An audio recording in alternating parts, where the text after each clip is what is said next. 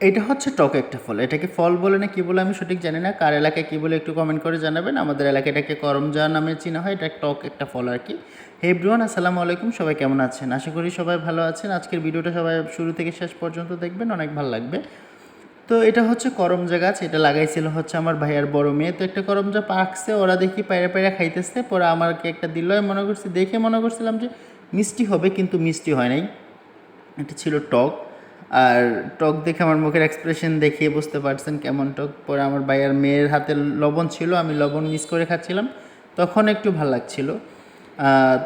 এই যে ওরা হচ্ছে করমজা পাড়তেছিল, আমি এখানে একটা খেয়ে চলে গেছি রাস্তায়।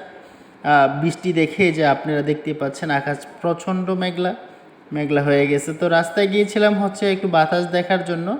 বাতাস দেখতে গিয়ে বৃষ্টি নেমে গেছে, এই যে দেখতে পাচ্ছেন ঝড় আর বৃষ্টি একসাথেই নামছে।